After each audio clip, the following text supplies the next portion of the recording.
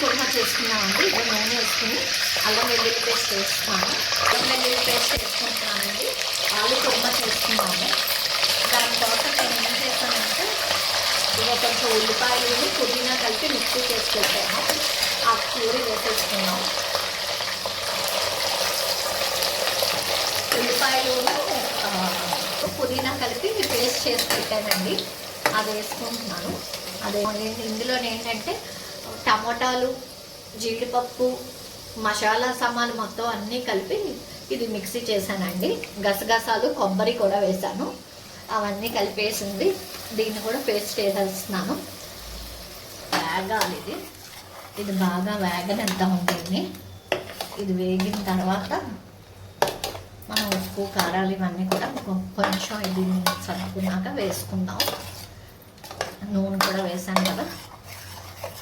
ఉప్పు వేసుకుంటున్నానండి. కూరకు సరిపడా వేసేస్తున్నాను ఉప్పుని. అలాగే ఇందులో గరం మసాలా, కొంచెం ఆలుదమ్ మసాలా వేస్తున్నానండి. ధనియాల పొడి కలిపి. ఇంకా కారం అవి వేసుకుందాం. ఒక నిమిషం ఇది ఇలా కలిపేసుకుంటే మీకు కొంచెం కారం కూడా వేసి కలిపేసి దాన్ని అలా మూత పెడితే ఆ నూనె అంతా పైకి వచ్చేయాలండి. ముద్ద వేగితే నూనె అంతా పైకి వచ్చేస్తుంది. అప్పుడు నేను ఉడికించి పెట్టుకున్నాను బంగాళదుంపల్ని. ఆ ఉడికించిన బంగాళదుంపల్ని వేసేసుకుని పైనుంచి మనం కొంచెం కొత్తిమీర అవి వేసుకుని కారం వేసుకుంటాను. కొంచెం ఆయిల్ వేసానండి, కారం వేసాను, ఉప్పు వేసాను. ఇవన్నీ కలిపి ఒక్కసారి ఇలా మనం మూత పెట్టి ఉంచితే ఇది వేగిన తర్వాత బంగాళదుంపలు వేసుకుందాం.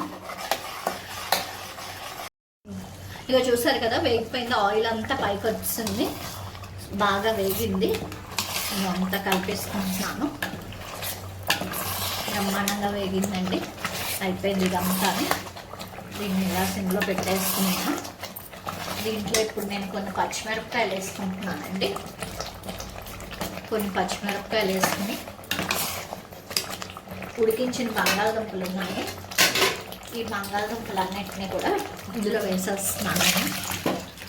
వేసుకున్నాం కదా బంగాళదుంపల్ని అన్నీ కరెక్ట్గా ఒక్కసారి కలిపేసుకుని అంతా ఒక్కసారి అలా మూత పెట్టి ఉంచేస్తాను. ఇంకోటండి, బంగాళదుంపలు కూడా వేసుకున్నాం కదా, వీటిని కాస్త ఇలా ఉడకనిద్దాము. ఒక 10 నిమిషాలు దీన్ని ఇలా వీటిల్లో ఉంచితే ఈ మసాలా అంతా కూడా వైట్లకు కూడా పట్టుకుంటుంది. బంగాళదుంపలకు పట్టి టేస్ట్ వస్తుంది. దీన్ని ఇలా అట్టే పెడదాం. మూత పెట్టేసుకుంటున్నాను. వేసుకుంటున్నానండి. కొత్తిమీర వేస్తే ఒకసారి కలిపేసుకుందాం. ఇదంతా ఇలా ఉడికిపోయింది కదా.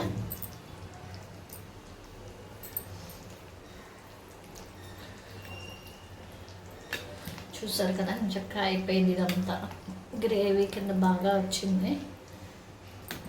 ఇది మనకి కోకోనట్ రైస్ చేస్తున్నానండి నేను. ఇవాళ కోకోనట్ రైస్లోకి చేసుకున్నాను. ఇది చపాతీలోకి, పూరీలోకి, మనకి బిర్యానీ, ఫ్రైడ్ రైస్ దేంట్లోకైనా సరే చాలా బాగుంటుంది. జీరా రైస్లో కూడా చాలా బాగుంటుందండి. ఒకసారి చూసి మీరు కూడా చేసుకోండి. చూడండి, చూసి మీరు కూడా చేసుకుని ఎలా వచ్చింది అన్నట్టు నాకు కామెంట్స్ రూపంలో తెలియజేయండి. ప్లీజ్ లైక్ చేయండి, share and subscribe. Thank you.